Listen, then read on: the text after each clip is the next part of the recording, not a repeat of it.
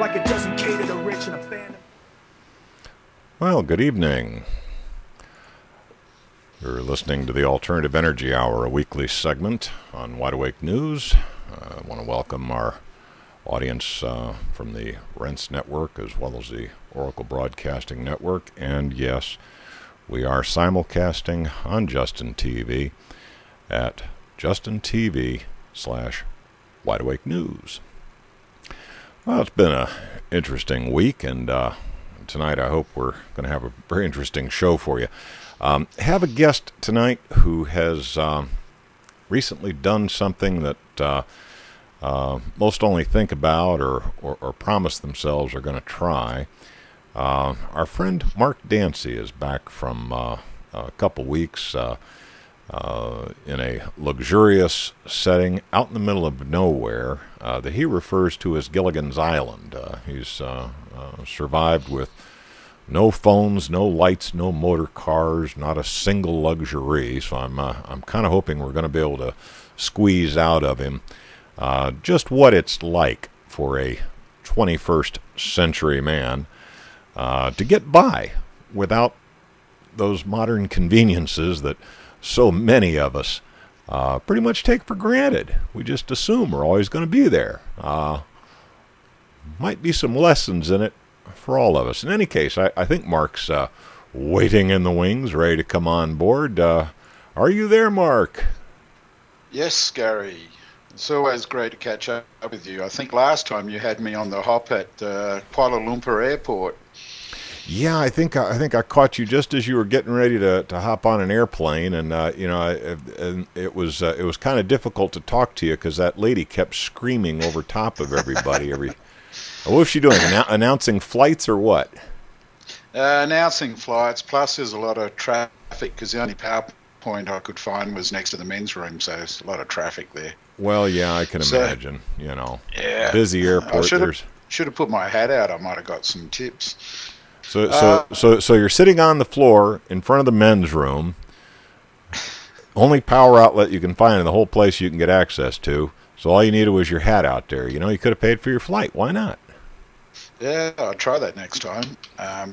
Anyway, my trip encompassed, I worked out last night. I just flew back from Oklahoma yesterday. I was evaluating the progress of the Buoyancy device, which I'll touch on later in the program. But I worked out I touched down in 6 countries, 4 states, and did 12 flights in 30 days. So I'm a little bit frazzled. Now, I was asking you about the frequent flyer miles, and you burst my bubble and told me that you don't get them. I mean, is there a story in that, or is it just one of those things? I've only got them with one airline, so I think only one leg. I don't. Other people organise flights, and I think I flew about 7 different airlines. So I haven't got frequent flyers with them all. Oops. There goes my phone. I'll just kill it. Just hang on. It's dead now. What I wanted to mention, I mentioned the W.A.N conference, and I think the next one's in Africa. That movement's really getting their act together. And I'm really, really happy about that. Now, for those in the audience who are not familiar, that's the Breakthrough Energy Movement. You were at the conference that they held in Switzerland, and the next one Holland. Yeah, there's probably quite a few in this audience who are not familiar with this. So before we talk about the South African expedition coming up, you might want to give them at least a quick executive summary of how the thing went in Holland. This was a really, really good conference where they brought together. They called the Global Breakthrough Energy Movement. They did a very professional conference, and they attempted to bring people from all walks of life, all different spheres, to see how to move forward with making more people aware and provide resources for the new energies that are emergency. And I like the word breakthrough rather than free or it's great. So I attended there, met up with many good people, but then I did what I've been wanting to do for a long time. I went to Asia, and I was located on a beach, no roads, only boat access. People live on very little money there, a few dollars a week, and actually see what it felt like to live the lifestyle. But more importantly, I was doing some research for my lighting project. We've talked about the water-powered flashlight, where our main purpose is to provide one for these people in these countries where it doesn't sound like a lot, but they can spend $1.50 a week on kerosene, and that's a big chunk of their budget.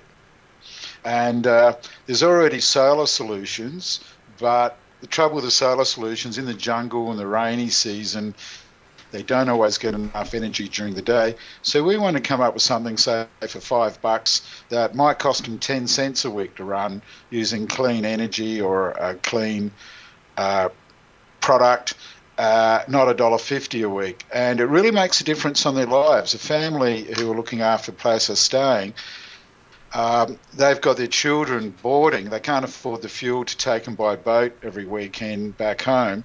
But the school cost like 50 pesos a week. The board was, 100 pesos a week, but the kerosene bill was 150 pesos a week. Wow. So it makes a big difference. And it means the difference in Africa, where they've done the solar research. Just a small $10 device means the difference. Sometimes it can be up to 20-30% of the family income, that they can then spend money on books and education, not worry about the hut burning down. And it was really good to live it.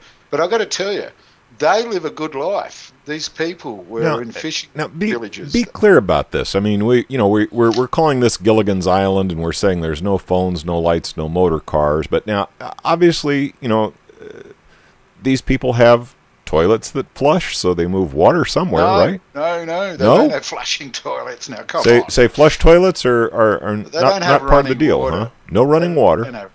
Look, even in Manila where I was staying, we didn't have running water. A shower was put a bucket over your head. But so a shower is put a bucket over your head. They do have phones. They do have phones. Cell phone. And nearly all of them had a cell phone. And we went to one island where they had to give us their cell phone to send back by boat. And 2 days later, they get it back and it's recharged. What? Got no way of charging them. Yeah. That was kind of cool. So they have cell phones, but they have no way to recharge them. That's correct. Fascinating. Some have a bit of solar. You don't even have Ginger and Marianne and the professor stirring coconuts out there somehow or something, We had fresh coconuts every day, picked off the tree. Somebody climb up and get one for me, and fresh seafood.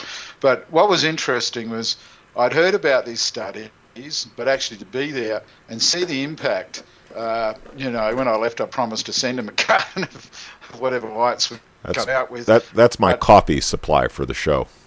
Yeah, but what I really liked was, you get out there and you can really talk to them and understand the impact. But on the other hand, I didn't want to come home. There was no stress. I left my cell phone turned off. Didn't worry about the laptop. But they have a pretty low stress lifestyle. Their subsistence. They've got coconuts, mangoes, cashews. They get rice cheaply. Fresh seafood. 50% of the population where I was were fishermen. And if the local fishing company comes along with a bigger boat, they just row out and get given fish. It's sort of like not a tax, an unofficial gift for, hey, we're in your water. But, in many ways you think they've got nothing, but in a lot of ways they've got everything. Their families are close, incredible sense of humour. A lot of them are highly educated. And so it sort of opened my eyes up to the values we hold. Like my daughter calls me and says, all her friends are from dysfunctional families. And over there, the extended family, that's their social security. However, on energy matters, it was really good to confirm if we had something that could reduce the cost of giving them clean lighting, it was environmentally friendly, would it have an impact? It would have a massive impact. Now, and the last statistics I read was 1.6 billion people do not have access to electric lighting. Now, to be clear, let me see here. To be clear, I was thinking we were going to come up on the break. We're going to get clear on that item when we come back from this break. Please do stand by. We'll be right back. And we're back from our first break of the evening. I hope everybody out there paid close attention to those advertisers' messages and show the advertisers some love. Without them, we got no program. So, Mark, just as we were getting ready to go into that break, we were talking about this gizmo that you took with you to Gilligan's Island to test out, and these folks obviously do not have access to many of the things that we just kind of take for granted in our society. So you were over there obviously doing a little market research to decide whether but there were quite a few folks, particularly in the chat room, I noticed, that kind of were puzzled, had a question. You and I have discussed this gizmo of yours previously, but a lot of the folks in this audience have never heard about it, have never seen it. Just explain to them what this thing is all about and why it would make a difference to somebody living on Gilligan's Island who has no phones, no lights, no motor cars, and might like some luxuries. Well, our company, which is soon to be released next year, has developed a very high-tech but very simple water-powered flashlight. So you pour water in, it will run for 300 hours, and the only replacement is a small anode or electrode, and one anode's equivalent to about 50 batteries, and that will be released. And we also got a larger model which will also be able to charge your mobile phone or power something else. So we're doing that, but our main project, we found we can bring a bit of a change in the flashlight industry, like flashlight, no batteries, unlimited shelf life, like 20 years. You can leave it there and it will still work. Now, let's clarify. There is a consumable. The consumable is a metal rod, is it not? That is correct. And this metal rod, you can sit it on the shelf forever and ever and ever, and when you need it, you pull it out, you stick it in a flashlight, and you add some water, and bingo, you've got enough power to power an LED flashlight. A very, very powerful LED flashlight, and it will run for 200 or 300 hours, maybe longer, on this anode. So rather than have to go through 50 sets of batteries, this will be equivalent to about 50 sets of batteries, and the cost will be it's a bit bigger than a AA, a couple of AAs, and will cost I guess retail $2. So it will save a lot of people on batteries, but more importantly, it's the convenience of when you go camping or something. You can leave the thing on for a month and it will still be running when you come back. But that's digressing a bit. That's what we started with, but our real project was, imagine a small peanut butter jar, and it's got the anode in, it's got our special cathode, and it's got an LED on the bottom. We're talking about a $5 product. And this thing will, like on one anode, which, different retail price, you don't have to pay the Walmart people. They might cost them $1.20, perhaps by the time it gets to the people, but that'll run their light for 4 hours a night, very brightly, equivalent to kerosene light, and it'll cost them 10 cents a week, if that.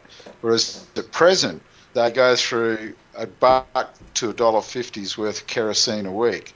That's where it'll make the difference. Plus, they got the fumes. There's been fires. If you're living in a bamboo hut or a grass hut somewhere, kerosene light's not real good to have around.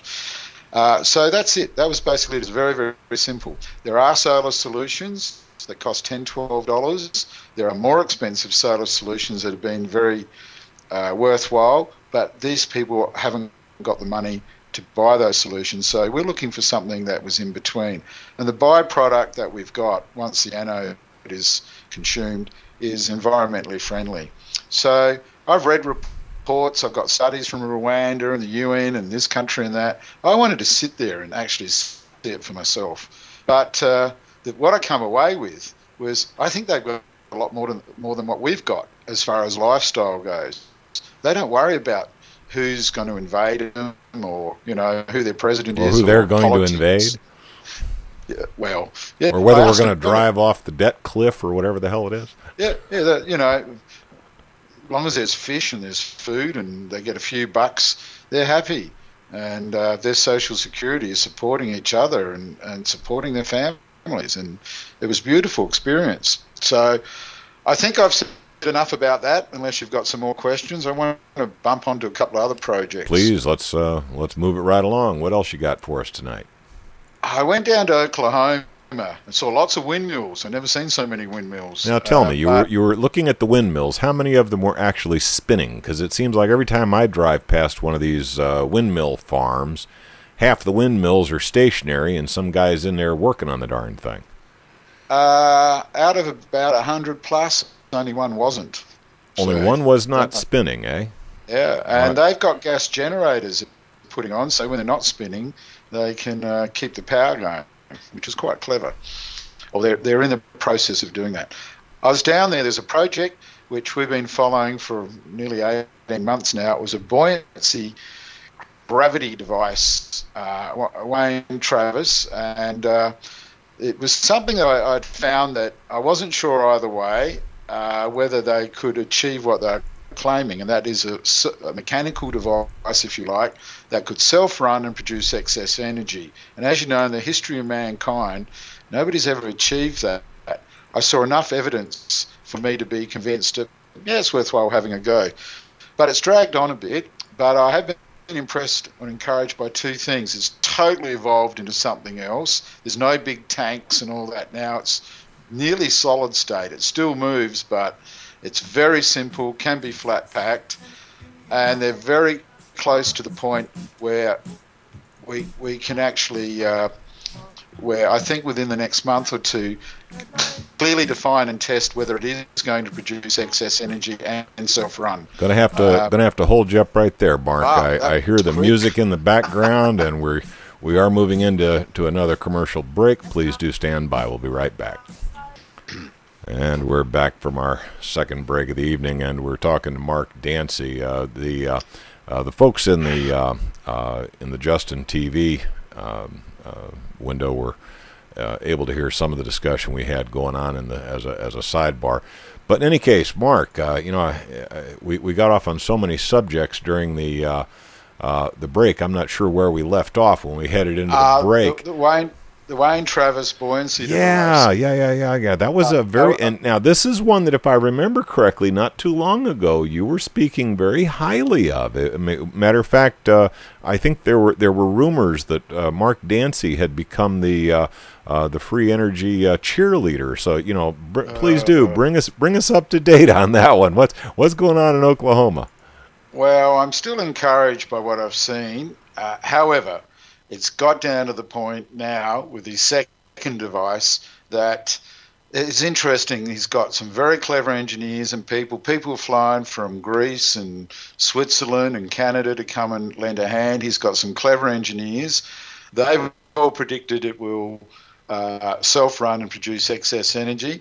But as you know, the final proof is for me to see it self-run and produce excess energy. So they're very close for the latest prototype to be able to demonstrate that, and that will bring it to conclusion one way or the other.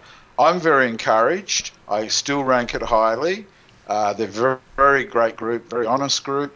However, come time where I say, well, half the scientists and engineers are saying, hey, this could really work.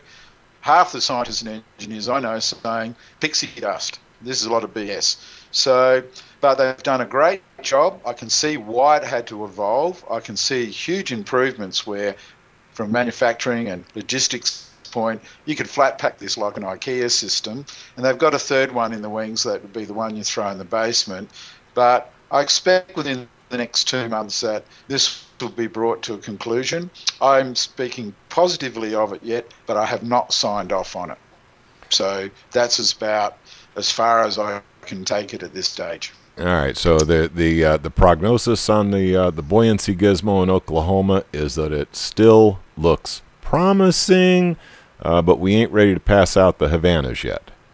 No. Now let's go on the hit list. I was asked to assess another free energy device. No more jewel thieves. I'm sick of it. I've had people show me jewel thieves I've been working on for 10 years. Here's the deal. If you can run it with caps, great. And if you can show it can continuously run and extract a bit of power to light up an LED, you've got something. If you're swapping batteries in and out, forget it. This is a failing of all these types of devices. If there's batteries connected, you're seeing what I call the battery effect. Just forget it. Keep playing with it, that's fine. But don't proclaim you've got over unity. I've seen dozens of these things. And it's just so disappointing. You get there, we got the free energy device, blah, blah. What happened to the one that was self-running? Oh, the cleaner hit it with a duster and it threw it out of resonance. Oh, okay. When was that? Oh, about 3 years ago. I'm sick of those devices. Please. Pulse motors, we did the judge off last week. Unless I see something new being introduced there, I've never seen in many years a pulse motor produce over unity.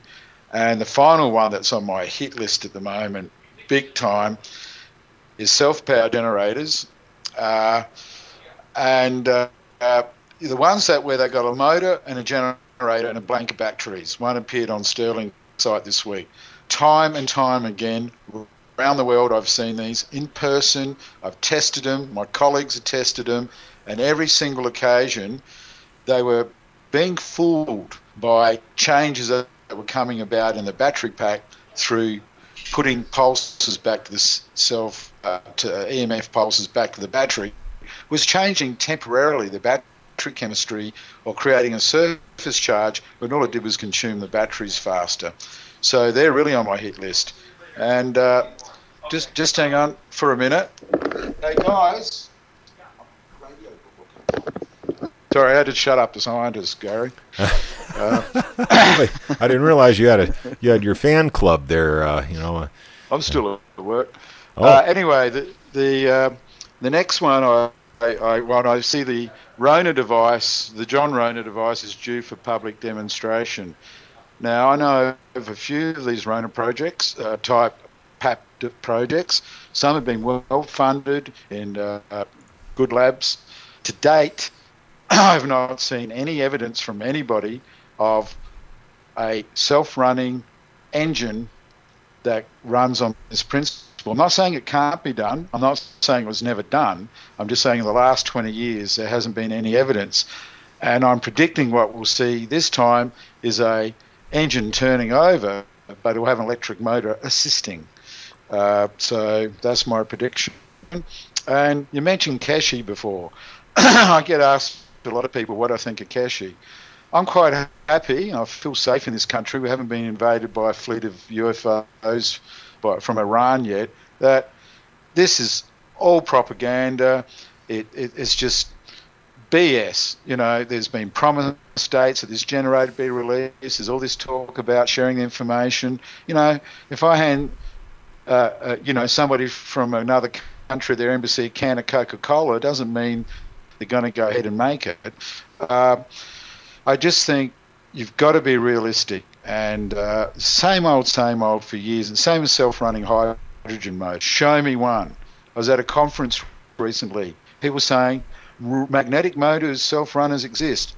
And a guy from the audience says, I've been searching the world for 30 years. Can you please show me one? I burst out laughing. I wasn't the bad guy, was another bad guy. So bottom line is on Keshe, I'm liable not to see my flying car and robot slave coming out of his organization anytime soon, eh? Mate, I'll be your personal robot slave if that does happen for 6 years. What, no pie challenge? Seriously. However, I will say this, there is some good anti-gravity research going on, some good propulsion technologies going on. What you see in some of these forums and news services is only touching the surface. There are multi-million-dollar efforts working with anti-gravity, working with noble gases, working with different propulsion systems, working with free energy. They're under the radar and they're not being suppressed. And I guess that's the other thing that come out of the conference is a few of us who work in this field and a few good scientists I was lucky to be with at the conference, and we kept getting asked, are you being suppressed? No. Have you ever seen any evidence of suppression? No. Have you ever been harassed? No. And we said we don't want to keep these MIB and W.A.N stories going because it just doesn't bring us any credibility and it just generates fear.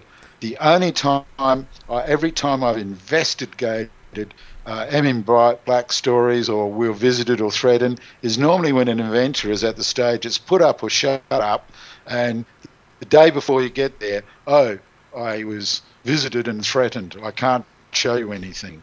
So, we all agreed, all of us on the panel, that doesn't help anybody's cause to perpetuate these stories.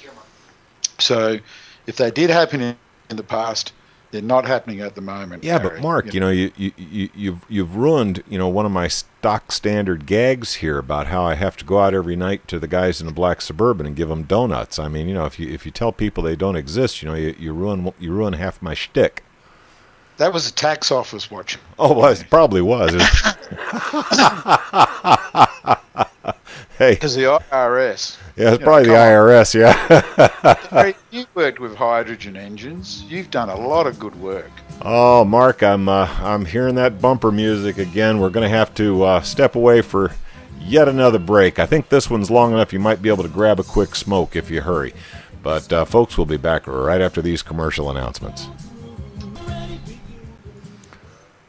Okay, we're back. I think that was the last break of this evening's presentation. So Mark, you were talking about your hit list. So is there anybody else on your hit list before we get to the ones you think might be up and coming that might be for real? Well, yes, that's my hit list, and my hit list goes a lot longer than that. I've got several inventors who I correspond with in other labs and scientists, and we're in this because we believe there can be some breakthroughs and there's some stepping stones. And one I mentioned briefly, and I demonstrated at the Breakthrough Energy Movement Conference in Holland, was a solid-state device. Very small power outputs, but they're very positive. There's 3 ways of doing that, and one I explained at the conference, which everyone went, aha, that makes sense, and the scientists. The second one, really just think of if you can make a material where you create a potential difference, it's locked into the material and it can attract the positive and negative to the surface from the ambient.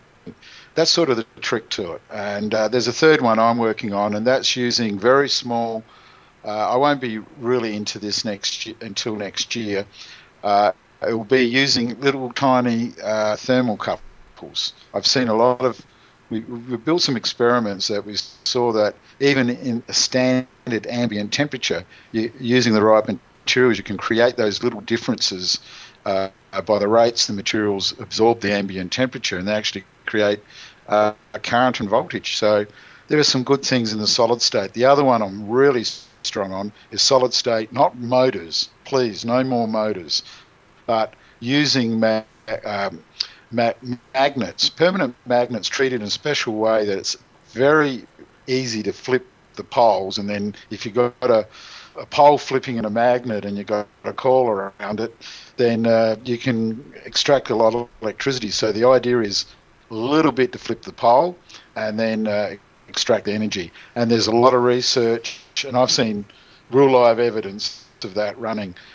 And the other breakthrough to me is energy storage, and magnetic storage or magnetic capacitance could be a major breakthrough. There's a company with big funding at the moment working on that, and they have demonstrated at a very small scale that you can pack in thousands of times the number of electrons you can with normal capacitors or batteries in the same size.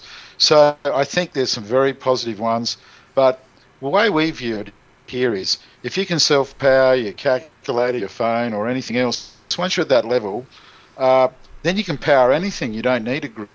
You don't need power stations.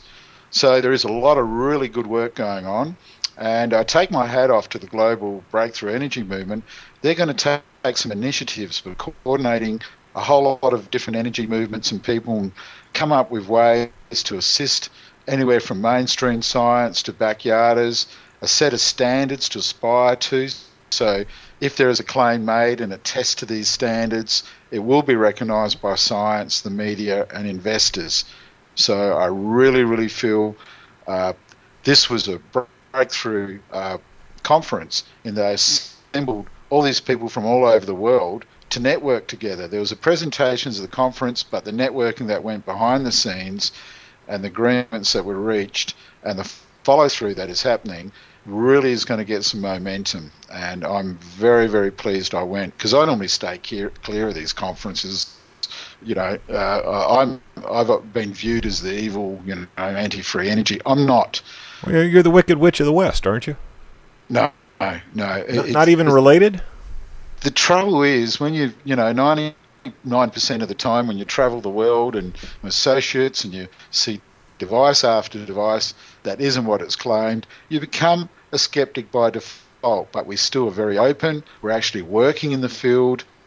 And what we're doing is, rather than try and find funding to back this research, and we're talking big dollars for the research, where we don't want to be beholden to governments, we don't want to be beholden to venture capitalists, we don't want to be beholden to anybody.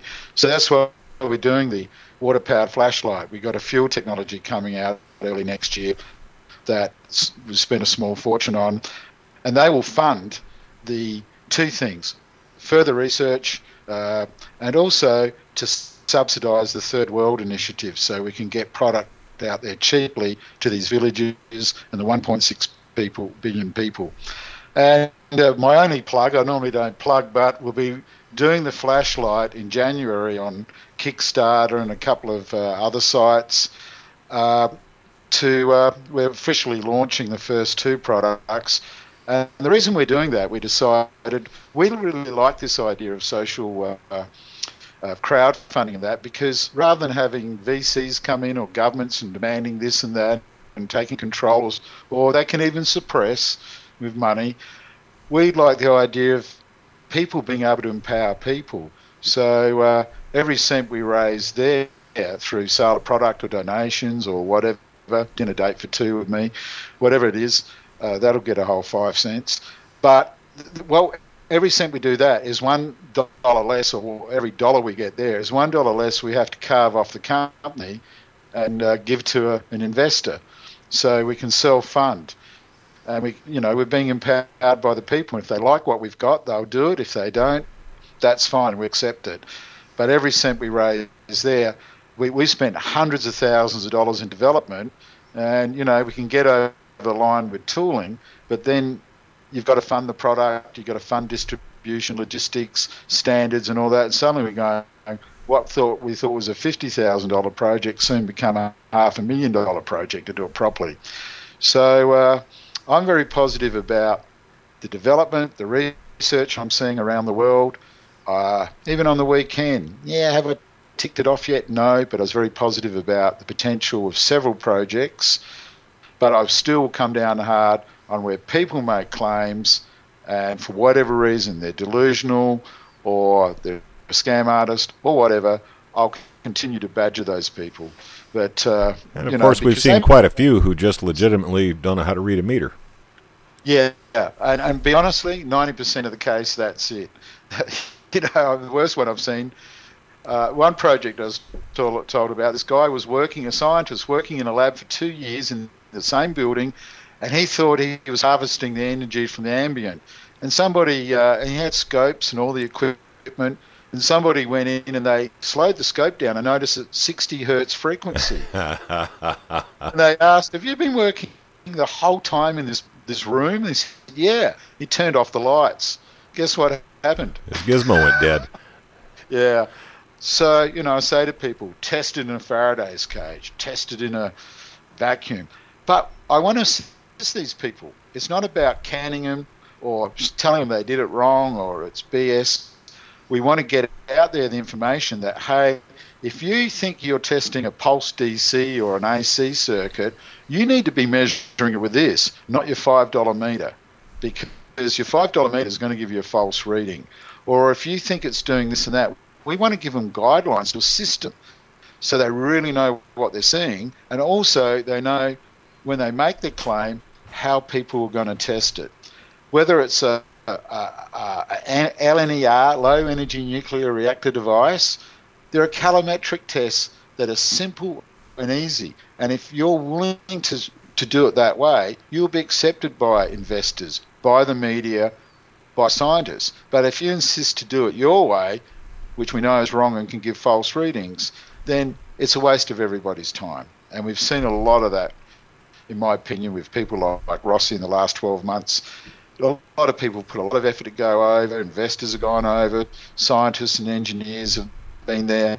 But if they keep refusing to test it in a way that is acceptable to everybody, then what's the use of doing it at all? And I guess I'm back on my soapbox. So I really want to see this helping these people. I have several people phone me up during the week or Skype me. I give them guidance and I say, look, here's reality. Like even in Oklahoma on the weekend, I'm going to have to see this and that, and I've got to see this result. You know, show me the data. And they said, yes, we agree with you. Our people are predicting that. And I said, well, half my people are saying you won't be able to do that. But in the end, if you can pass that and everybody's signed off on the methodology and the data that comes out, then you've got a home run. If you haven't, then there's something wrong. Mark, one of the things that comes up quite often is where is Mark Dansie's website? And you know, if I want to communicate with Mark Dansie, how do I see the work that he's up to? How do I see some pictures of some of the good stuff he's talking about? How do I keep up with traveling Uncle Mark's treks throughout the world? So there obviously is some central location where you maintain a blog or something, and people can go there and see all the pictures of everything that you're working on, and read your articles and all that good stuff, right? That was a gentle prod, Mark. I promise Sterling I'll start writing him a few articles. But I have not got a website. Our company is getting a website early next year, so you can see some of the projects. Unfortunately, 90% of what I do, whether I'm evaluating a technology, doing research, giving advice, or our own projects, I'm under these horrible things called NDAs, and I respect those. And there are some legitimate reasons why people want those. A, they don't want to embarrass themselves. B, they're not sure they want to get. Or in some case, they've invested a lot of money and have got some commercial and confidence stuff. However, I am going to make an attempt through my own company's website next year. I am going to write Sterling some articles. Sterling, you can hold me to this. I promised you a couple last week, but I run out of time. I'm going to start putting some articles there. And also, when there's BMM, I'm going to be talking to them about getting a blog going there, perhaps on their website, where I've got a bit of a blog happening. But people can email me at smartdansie@gmail.com. Smart Dansie, huh? No, Mark, my name. But Gary, the emails I get through you listeners always astonish me. I've got to get back to them this week. I've had neuroengineers. I've had, in fact, I just had a good call a couple of hours ago with a group that are going to assist us with a web page and everything. So I got to thank you, Gary. That's it, Mark. Any quick parting remarks? You got about a second here. I encourage everybody to keep up the good work, but just make sure you can read those meters right and show me the data. Show me the data. All right, Mark Dansie, thank you very much for being my guest tonight on the Alternative Energy Hour. And to the audience, I hope you enjoyed our discussion with Mark. Keep in mind, there's a lot of scams out there. That doesn't mean there isn't something interesting to be hoping for, but don't be fooled. Thank you.